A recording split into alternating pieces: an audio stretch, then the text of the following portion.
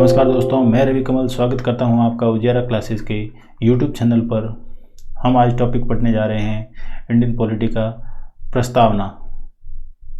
प्रस्तावना से जुड़े हुए महत्वपूर्ण सवाल जो विभिन्न प्रतियोगी परीक्षाओं में पूछे जा चुके हैं, उनकी व्याख्या भी देखेंगे।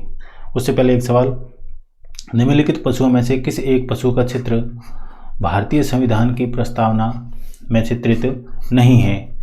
आप चाहें तो इसका उत्तर वीडियो को पॉज करके कमेंट बॉक्स में दे सकते हैं और मैं आपको इसका उत्तर दूंगा वीडियो के बीच में। ये रही भारत की प्रस्तावना।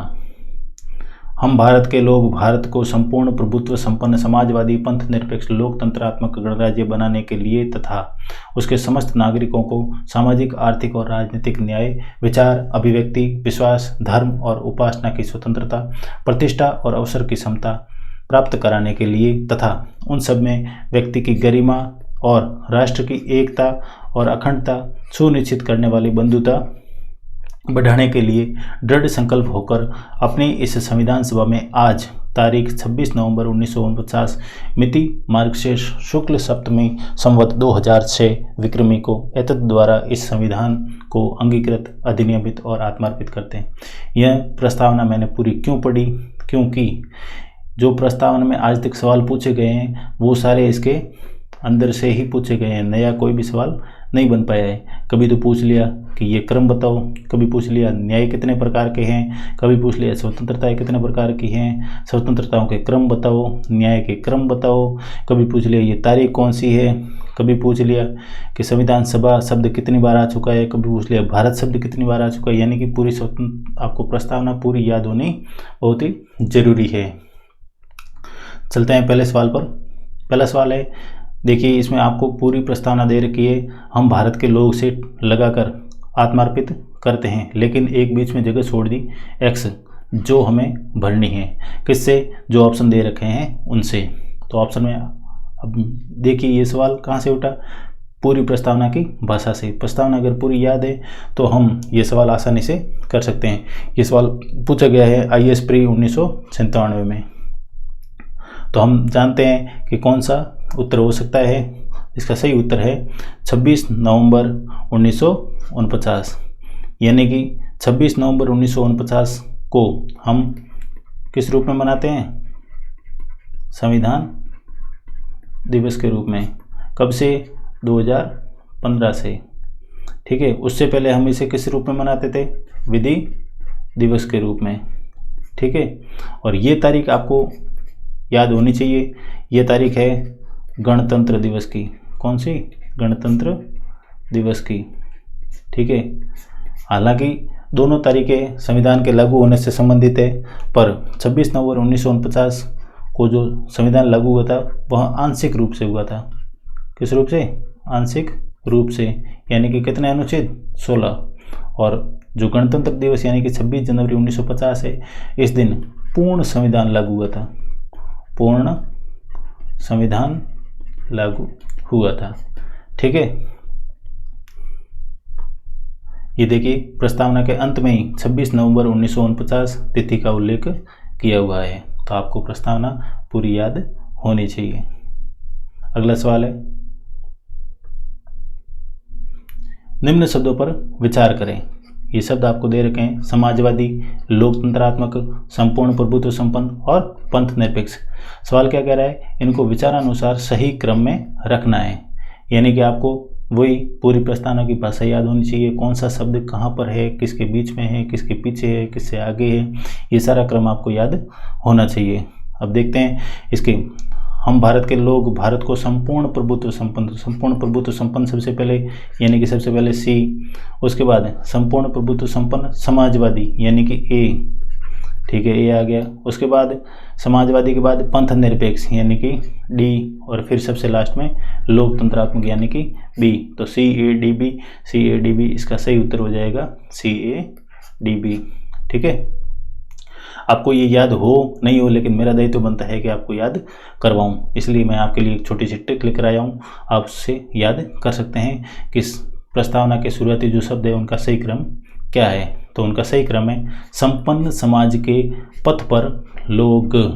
ठीक है, संपन्न समाज के पथ पर लोग, तो संपन्न से हो जाएगा संपूर्ण प्रभुत्व संपन्न, ठीक है, और समाज से हो जाएगा समाजवादी, और पथ से हो जाएगा पंथ निरपेक्ष, ठीक है, और लो से हो जाएगा लोकतंत्रात्मक, और ग से हो जाएगा गणराज्य।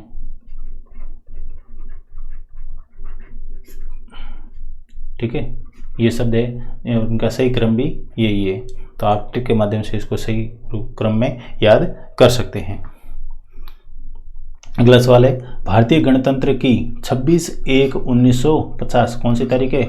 26/1/1950, यह तारीख अभी थोड़ी देर पहले हमने इस पर चर्चा की है कि 26/1/1950 को क्या हुआ था, हमारा संविधान कैसा पूर्ण रूप में लागू हुआ था, पूर्ण रूप में, ठीक है, संविधान पूर्ण रूप में लागू हुआ था। और इसी तिथि को हम किस रूप में मनाते हैं?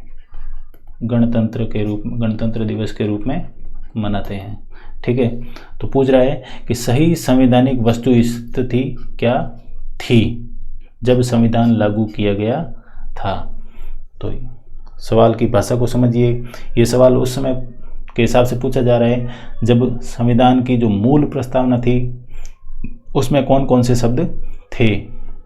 तो इसके लिए हमें ये याद होना चाहिए कि संविधान में बाद में कौन से शब्द जोड़े गए। तो देखते हैं, लोकतंत्रात्मक गणराज्य, गणतंत्र थे उस समय, संपूर्ण प्रभुत्व संपन्न, धर्मनिरपेक्ष, ये शब्द नहीं था, लोकतंत्रात्मक था, गणराज्य था। संपूर्ण प्रभुत्व संपन्न, लोकतंत्रात्मक, गणराज्य, ये तीनों शब्द थे।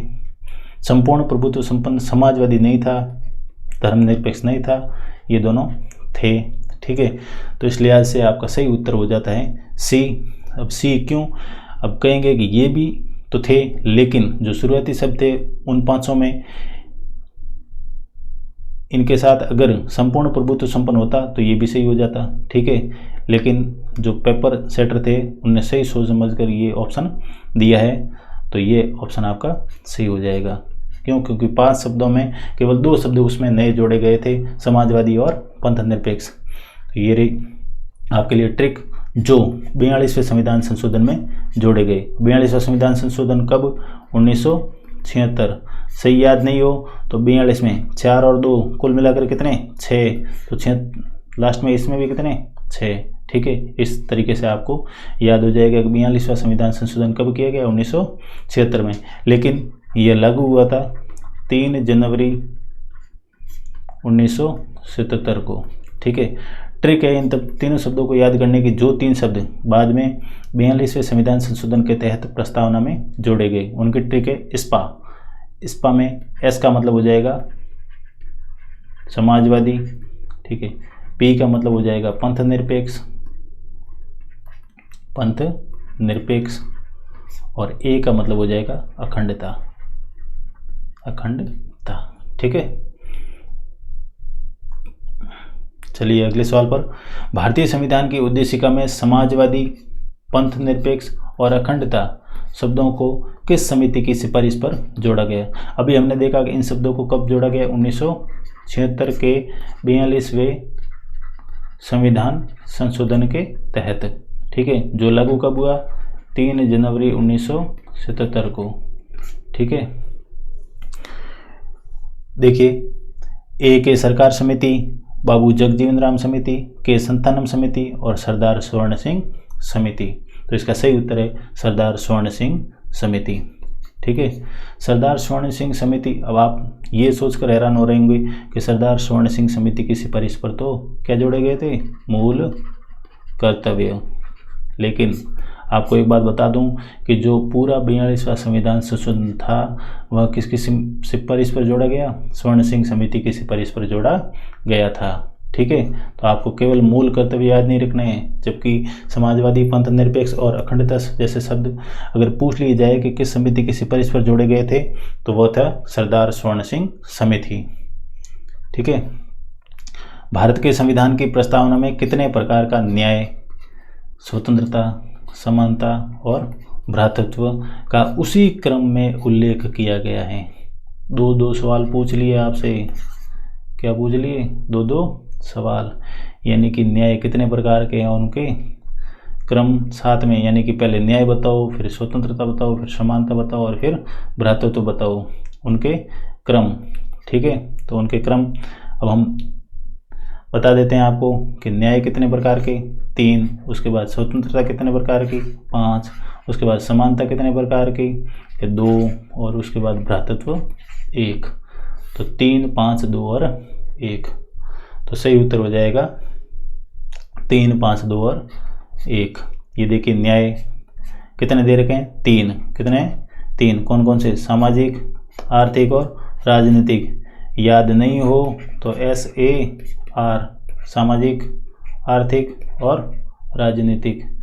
ठीक है, उसके बाद स्वतंत्रताएं कितनी देर की है, 5। कौन कौन सी? विचार, अभिव्यक्ति, विश्वास, धर्म और उपासना की। याद नहीं हो तो एक ट्रिक है, वावडू। क्या है? वावडू। विचार, अभिव्यक्ति, विश्वास, धर्म और उपासना। ठीक है, उसके बाद है समानता, कितनी है? 2। कौन कौन सी? प्रतिष्ठा और अवसर की समानता। और उसके बाद है भ्रातृत्व, कितना? 1। ठीक है, अगला सवाल, भारत के संविधान की उद्देशिका में किस स्वतंत्रता का वर्णन नहीं किया गया है? यह सवाल पूछा गया RPSC first grade political science exam 2020 में जो हुआ था 6 जनवरी को। उसमें यह सवाल पूछा गया कि उद्देशिका में किस प्रकार की स्वतंत्रता का वर्णन नहीं है। तो अभी मैंने आपको एक ट्रिक बताई, वाव डू। ठीक है, वाव डू। तो आप इसका सही उत्तर पता लगा सकते हैं इस ट्रिक से। ठीक है, ये रही ट्रिक और ये रहे इसके पूरे शब्द, विचार, अभिव्यक्ति, विश्वास, धर्म और उपासना। ठीक है, तो कौन सा शब्द नहीं है? विचार है, विश्वास है, नैतिकता नहीं है और उपासना है। तो सही उत्तर हो जाएगा नैतिकता, जिसका वर्णन प्रस्तावना में नहीं है। अगला सवाल है, संविधान की उद्देशिका के संबंध में निम्न कथनों पर विचार कीजिए और दिए गए कूट की सहायता से बताइए कि इनमें से कौन सा सही है। कूट बाद में पता करेंगे, लेकिन पहले देख लेते हैं ABCD क्या कहना चाहते हैं। तो A है पंडित जवाहरलाल द्वारा प्रस्तुत ऑब्जेक्टिव प्रस्ताव। ठीक है, यानी कि इसको बोलते हैं उद्देश्य प्रस्ताव। क्या बोलते हैं? उद्देश्य प्रस्ताव। अंततोगत्वा उद्देशिका बना, तो ये सही है। ठीक है, इसकी प्रकृति न्याय योग्य नहीं है, ये भी सही है। इसका संशोधन नहीं किया जा सकता, ये गलत है, क्योंकि इसमें संशोधन हो चुका है 1976 में। कितनी बार हुए अभी तक संशोधन? 1 बार। ठीक है, तो संविधान के विशिष्ट प्रावधानों को यह रद्द नहीं कर सकता, ये भी सही है। तो कूट देख लेते हैं कौन कौन से सही का पता करना था। ठीक है, तो सही के लिए पहला सही है, दूसरा सही है और चौथा सही है। पहला, दूसरा और चौथा, तो ये उत्तर हो गया आपका सही, पहला, दूसरा और चौथा। ठीक है, ऑब्जेक्टिव प्रस्ताव यानी उद्देश्य प्रस्ताव किसके द्वारा रखा गया? पंडित जवाहरलाल नेहरू द्वारा 13 दिसंबर 1946 को यह उद्देश्य प्रस्ताव संविधान सभा में रखा गया था। और यह पारित कब किया गया संविधान सभा द्वारा? 22 जनवरी 1947 को। ठीक है, और ये जो बात है संविधान के विशिष्ट प्रावधानों को यह रद्द नहीं कर सकती, ठीक है, या रद्द नहीं कर सकता, तो यह निर्णय दिया गया था इंदिरा गांधी बनाम राजनारायण मामला 1975 में। इस मामले में कहा गया था कि प्रस्तावना संविधान के विशिष्ट प्रावधानों को रद्द नहीं कर सकती, और ये जो निर्णय है प्रकृति न्याय योग्य नहीं है, ये कहा गया था केशवानंद भारतीवाद 1973 में। ठीक है, और ये भी बात केशवानंद भारतीवाद 1973 में कही गई थी, लेकिन उल्टी, उसमें ये शब्द नहीं था। यानी केशवानंद भारतीवाद में कहा गया था कि प्रस्तावना में संशोधन किया जा सकता है। उसके बाद अगला सवाल है, भारत के संविधान के आमुख, आमुख का मतलब है प्रस्तावना, का लक्ष्य उसके सभी नागरिकों के लिए सुनिश्चित करना है। क्या क्या सुनिश्चित करता है? सामाजिक और आर्थिक न्याय, पता है क्योंकि ट्रिक कौन सी? सार। ठीक है, विचार अभिव्यक्ति की स्वतंत्रता, ट्रिक कौन सी? वाव डू। ठीक है, अवसर की समानता, अभी देखा समानता के 2 प्रकार, और उसके बाद व्यक्ति की प्रतिष्ठा, तो कौन सा उत्तर हो सकता है आपके इस तरीके से? तो उत्तर है इसका सभी चारों। ठीक है, देख लेते हैं कहाँ कहाँ पर इनका उल्लेख है। सामाजिक एवं आर्थिक न्याय ये दे रखा आपको। ठीक है, सामाजिक एवं आर्थिक न्याय, उसके साथ राजनीतिक न्याय भी है। ठीक है, तो न्याय कितने हो गए? 3।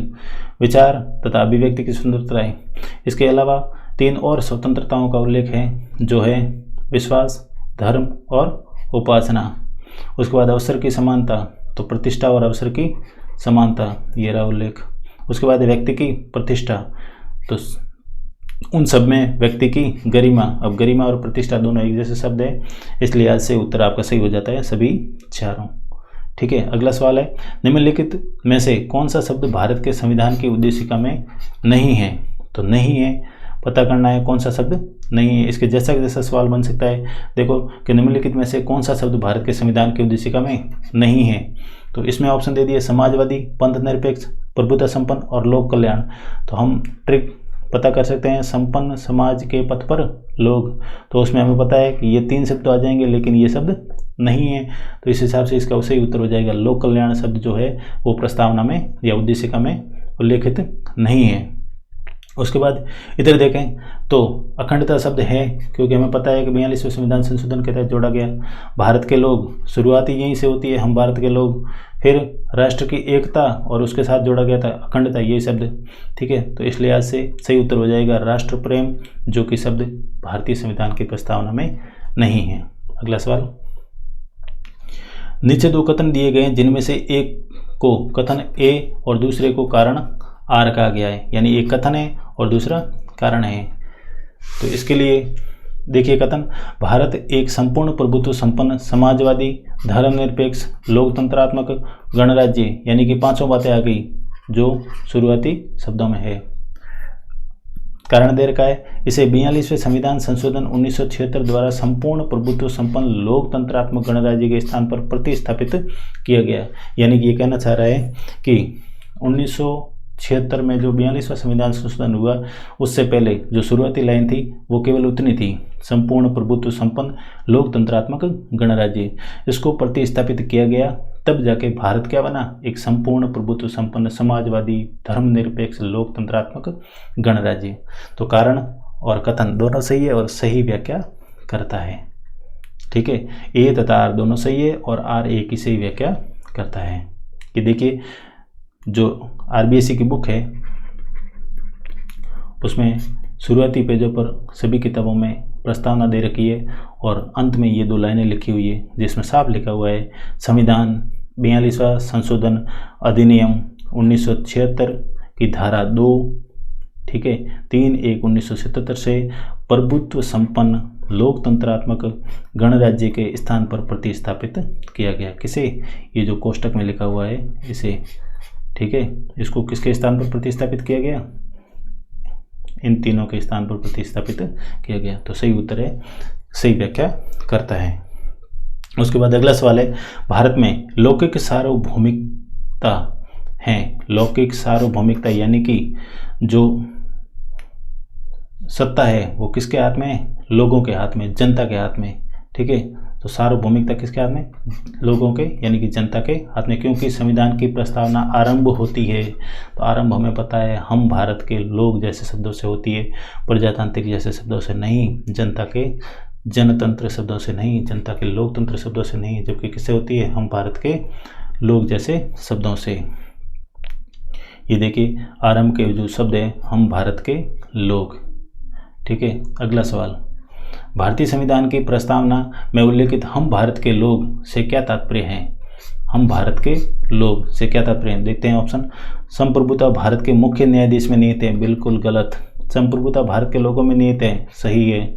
संप्रभुता भारत के राजनीतिक दलों में निहित है, गलत। और संप्रभुता लोकसभा के अध्यक्ष में निहित है, ये भी गलत। इसलिए आज से आपका सही उत्तर हो जाता है संप्रभुता किस में निहित है? भारत के लोगों में। और हम भारत के लोग शब्द से ये आशय हैं कि जनता सर्वशक्तिमान है और वह किसी बाह्य सत्ता के अधीन नहीं है, यानी कि शासन की जो सारी शक्ति है वो किस में निहित है? भारत की जनता में। अगला सवाल है, भारत के संदर्भ में निम्न में से कौन धर्मनिरपेक्ष शब्द का सही भाव व्यक्त करता है? तो धर्मनिरपेक्ष के लिए शब्द देखते हैं कि भारत में अनेक धर्म है, सही है, लेकिन भाव व्यक्त करता है या नहीं ये देखेंगे बाद में। भारतीयों को धार्मिक स्वतंत्रता प्राप्त है, बिल्कुल है। धर्मानुपाल व्यक्ति की इच्छा पर निर्भर है, सही है। भारत में राज्य का कोई धर्म नहीं है। अब सही तरीके से देखें तो धर्मनिरपेक्ष शब्द का यही अर्थ है, ठीक है। लेकिन भारत के लिए ये तीनों लागू होते हैं और यहाँ पर पूछा गया साफ साफ कि धर्मनिरपेक्ष शब्द का सही भाव व्यक्त करता है, तो कौन सा है? भारत में राज्य का कोई धर्म नहीं है, ठीक है। भारत में राज्य का कोई धर्म नहीं है। अगला सवाल है, ये देखिए इसके जैसा शब्द है जो रीट या आर्टेड जिसे कहते हैं, 2012 में पूछा गया था। पंथ निरपेक्ष शब्दावली जिसे बाद में जोड़ा गया का उल्लेख संविधान के किस भाग में मिलता है? तो पंथ निरपेक्ष जैसी शब्दावली का उल्लेख क्या मौलिक अधिकारों में मिलता है? नहीं। नीति निर्देशक तत्वों में मिलता है? नहीं। और प्रस्तावना में मिल जाता है। क्या लिखा है? शब्दावली। अगर लिखता है कि पंथ निरपेक्ष की भावना, तो भावना मौलिक अधिकारों में भी है और प्रस्तावना में भी है, ठीक है। तो प्रस्तावना में इसका, इस शब्दावली का क्या है? सही उल्लेख है। ये देखिए प्रस्तावना जिसके अर्थ होते हैं सभी धर्मों को क्या समान रूप से बढ़ावा, राज्य का कोई एक धर्म नहीं और धर्म के आधार पर भेदभाव नहीं, राज्य के लिए सभी धर्म कैसे समान, तो सभी धर्मों को समान रूप से बढ़ावा, राज्य का कोई एक धर्म नहीं, धर्म के आधार पर कोई भेदभाव नहीं और राज्य के लिए सभी धर्म समान है। ये है पंथ निरपेक्ष शब्दावली के अर्थ, जिसे SR बम्बई बनाम यूनियन ऑफ इंडिया बाद में संविधान का मूल ढांचा कहा गया था। संविधान का मूल ढांचा, ठीक है, बेसिक स्ट्रक्चर ऑफ कॉन्स्टिट्यूशन। अगला सवाल है, निम्नलिखित पशुओं में से किस एक पशु का चित्र भारतीय संविधान की प्रस्तावना पर अंकित है? ये वही शब्द है जो शुरुआत में मिला था। इसका उत्तर अब देख लेते हैं। तो आपको बता दूं कि जो प्रस्तावना संविधान में है उसके चारों कोनों पर 4 पशुओं के चित्र हैं। आपको बताना है कि कौन से पशु का चित्र इसमें चित्रित नहीं है। तो ये चारों पशु हैं बैल, हाथी, शेर और घोड़ा, ठीक है। तो कौन सा नहीं है? हिरण नहीं है। यही पशु आपको देखने को मिलेंगे जो सारनाथ से अशोक स्तंभ मिला है, उसी में ये चारों है, ठीक है। ये कौन सा है? बैल, और ये कौन सा है? घोड़ा, और दूसरी साइड है शेर और हाथी, ठीक है। यही चारों चित्र आपको सारनाथ के अशोक स्तंभ पर मिल जाएंगे। इंटरलिंक करके पढ़ोगे तो हमेशा याद रहेगा, ठीक है। अगला सवाल है, प्रस्तावना के आरंभिक शब्द हम भारत के लोग वी द पीपल ऑफ को किस देश के संविधान से लिया गया है? ये जो आरंभिक शब्द है ये किस देश के संविधान से लिए गए हैं? तो ऑस्ट्रेलिया नहीं, संयुक्त राज्य अमेरिका सही है, आयरलैंड गलत और कनाडा गलत। अभी देखते हैं आयरलैंड भी क्यों गलत है, क्योंकि हालांकि आयरलैंड के संविधान में भी ऐसे शब्दावली का उल्लेख है, लेकिन ये गलत है। सही है क्या? संयुक्त राज्य अमेरिका, ठीक है। देखिए जो भारत में वी द पीपल ऑफ है ये यहाँ पर लिखा हुआ है, शुरुआती शब्द है we the people of India.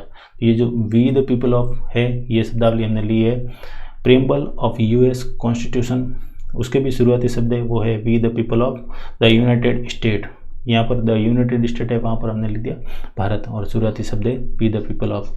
अब ये कहाँ कहाँ देखने को मिलते हैं? जो UN का चार्टर है उसकी जो प्रेम्बल है वहाँ भी लिखा हुआ है we the people of United Nation. तो अगर UN चार्टर आ जाए तो भी सही, ठीक है। और आयरलैंड के संविधान में भी ये शब्दावली लिखी हुई है to the people of Ireland, ठीक है। अब ये दोनों हम क्यों नहीं सही मानते? क्यों? क्योंकि शुरुआत कहाँ से हुई? अमेरिकी कॉन्स्टिट्यूशन से, ठीक है। ये तो दोनों बाद वाले हैं, ये है 1937 का और ये 1945 के आसपास, इसलिए सही हो जाएगा अमेरिकी संविधान। प्रस्तावना का विचार किस देश के संविधान से लिया गया है? ये देखो एक सवाल है विचार वाला और एक सवाल है भाषा। दोनों सवालों में ध्यान देना आप हो सकता है दोनों में से एक सवाल पूछ भी लिया जाए आपसे, तो आपको कंफ्यूज नहीं होना है। विचार जो है वो कहाँ से लिए गए हैं, संयुक्त राज्य अमेरिका से, और कुछ भाषा जो है वो ली गई है ऑस्ट्रेलिया के संविधान से। ठीक है। अब भारत सरकार द्वारा किस तिथि को संविधान दिवस के रूप में मनाने की घोषणा की गई? तो अभी मैंने बताया था आपको, जो 26 नवंबर तिथि है वो किस रूप में मनाते हैं, संविधान दिवस के रूप में। कब से? 2015 से। ठीक है, 26 नवंबर 2015 से हम हर 26 नवंबर को संविधान दिवस के रूप में मनाएंगे। और इससे पहले हम किस रूप में मनाते थे, विधि दिवस के रूप में। 2015 से क्यों? क्योंकि इस साल डॉक्टर भीमराव अंबेडकर, भारतीय संविधान के निर्माता, इनकी 125वीं जयंती थी।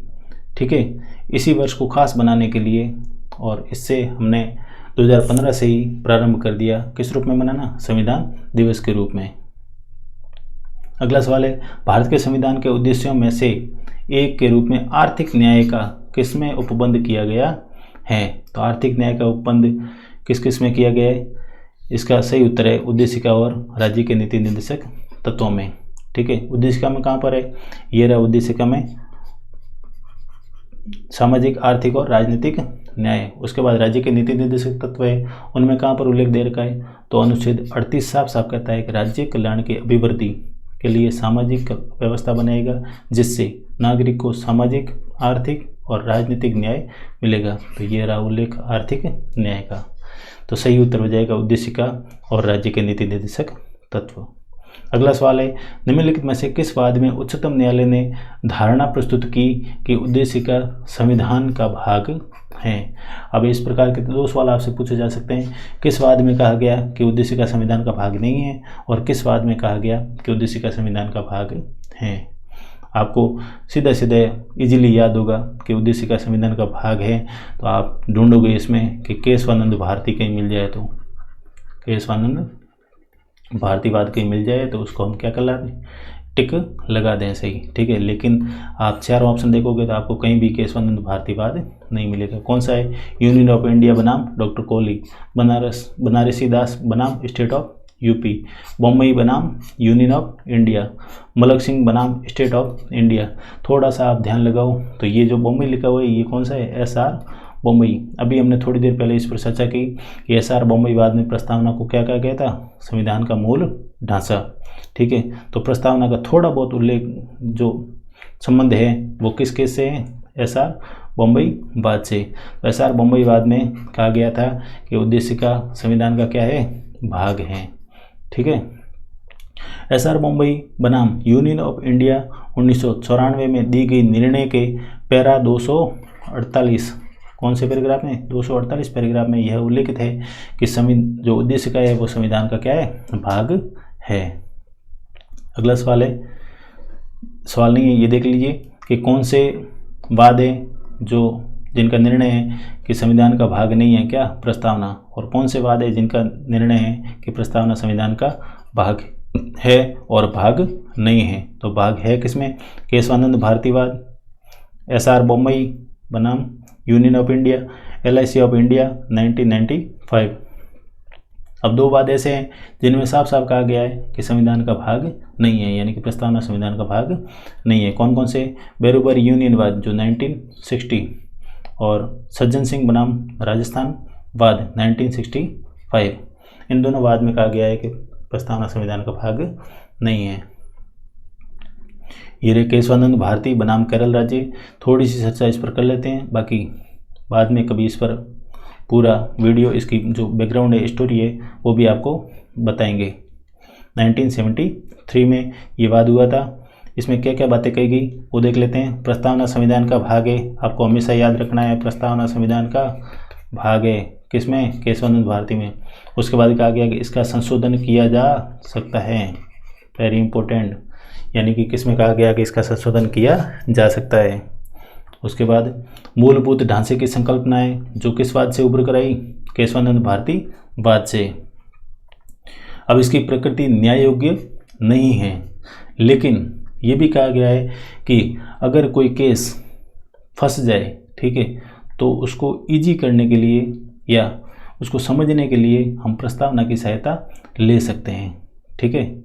अब देख लेते हैं कि प्रस्तावना के बारे में किसने क्या कहा। के.एम. मुंशी जैसे विद्वानों ने क्या कहा, आचार्य कृपलानी जी, ठीक है, सुभाष कश्यप जी, गाडगिल जी और नानी पालकीवाल जी, इन सब ने प्रस्तावना के बारे में क्या क्या कहा या क्या उपमा दी। सर्वप्रथम देखते हैं के.एम. मुंशी, कन्हैयालाल माणिक्यलाल मुंशी ने उद्देशिका को राजनीतिक जन्म पत्री या राजनीतिक कुंडली कहा, यानी कि पॉलिटिकल हॉरोस्कोप। तो पॉलिटिकल हॉरोस्कोप किसने कहा, के.एम. मुंशी। याद रखने के लिए देख लीजिए, ये जो मुंशी है ये क्या लेकर बैठे हैं, कुंडली। क्या लेकर बैठे हैं, कुंडली, ठीक है। तो आपको याद हो जाएगा मुंशी जी से कुंडली। तो जन्मपत्री किसने कहा, के.एम. मुंशी जी ने। आगे देखते हैं नानी ए पालकीवाला, इन्होंने उद्देशिका को संविधान के परिचय पत्र की संज्ञा दी। किसकी, परिचय पत्र की। तो देख लीजिए, ये नानी जी का आईडी कार्ड है, नाम लिख रखा है नानी और पता लिख रखा है पालकीवाला। तो आपको एक इमेज बनाने के लिए ये चित्र दे रखा है ताकि आपको आसान तरीके से याद हो जाए। तो भी आप कभी भी देखोगे कि प्रस्तावना को परिचय पत्र किसने कहा, तो आपको सीधी सीधी इमेज बन जाएगी नानी जी, जिनका परिचय पत्र हमने देखा था। उसके बाद है सुभाष कश्यप जी, संविधान के बहुत बड़े विशेषज्ञ हैं ये। इन्होंने कहा कि संविधान अगर शरीर है तो उद्देशिका क्या है, उसकी आत्मा, और उद्देशिका यदि आधारशिला है तो संविधान उस पर खड़ी क्या है, अट्टालिका। अट्टालिका का मतलब होता है बड़ी बिल्डिंग, विशाल भवन, ठीक है।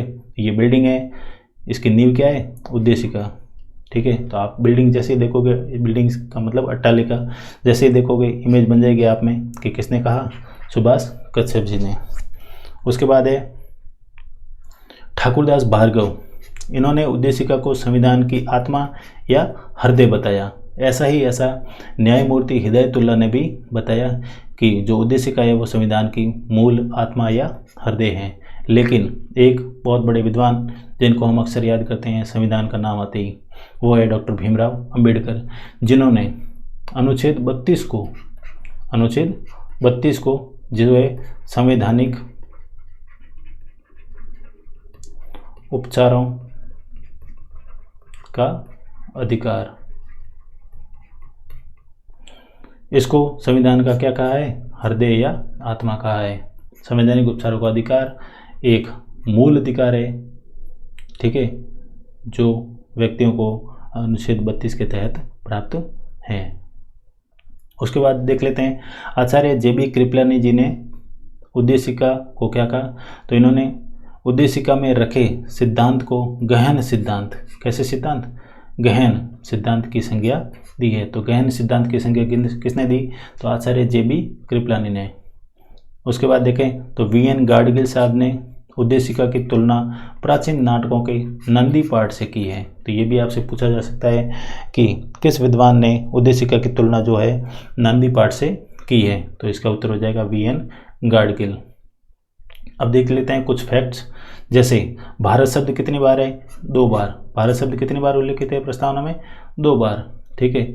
लोक शब्द कितनी बार है, 1। ऐसे शब्द आपसे पूछे जा सकते हैं कि कौन कौन से शब्द कितनी बार उल्लेखित हैं। जैसे एक परीक्षा में पूछा गया था कि नागरिक जो शब्द है वो प्रस्तावना में कितनी बार उल्लेखित है, तो नागरिक शब्द 1 बार उल्लेखित है, भारत शब्द 2 बार है, हम शब्द 1 बार है, उसके बाद व्यक्ति जो शब्द है वो 1 बार है, और संविधान सभा का उल्लेख जो है वो भी 1 बार है, ठीक है।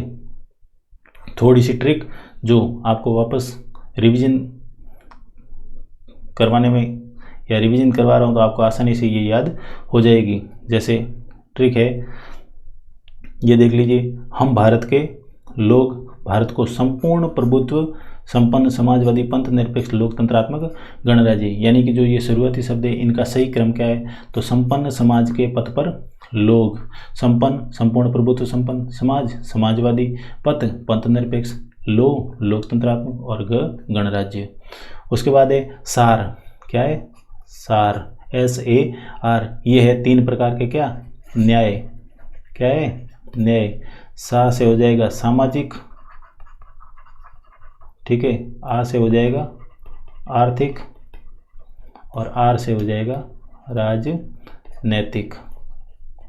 ठीक है, ये 3 प्रकार के न्याय हैं। तो क्रम आपको सही याद हो जाएगा, SAR, सार न्याय। तो सार न्याय कितने प्रकार के? 3। कौन कौन से? सार।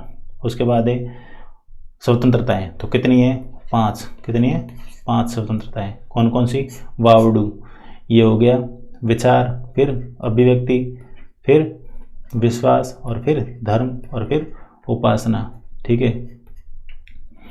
उसके बाद है स्पा। अब स्पा यहाँ पर क्यों लिखा? क्योंकि ये 3 शब्द जो देख रहे हैं, एक ये अखंडता, उसके बाद समाजवादी, उसके बाद पंथ निरपेक्ष। ये जो 3 शब्द है ये कब जोड़े गए थे? 42वें संविधान संशोधन के तहत 1976 में ये 3 शब्द जोड़े गए थे। स्पा, समाजवादी, पंथ निरपेक्ष और अखंडता, ये तीनों शब्द 42वें संविधान संशोधन के तहत प्रस्तावना में जोड़े गए थे। धन्यवाद आज की क्लास पूरी देखने के लिए, और उम्मीद करता हूँ, आशा करता हूँ कि आपको ज़रूर कुछ नया सीखने को मिला होगा। हम ऐसी ही क्लासें आगे और लेते आएंगे और आपको इससे फ़ायदा होगा।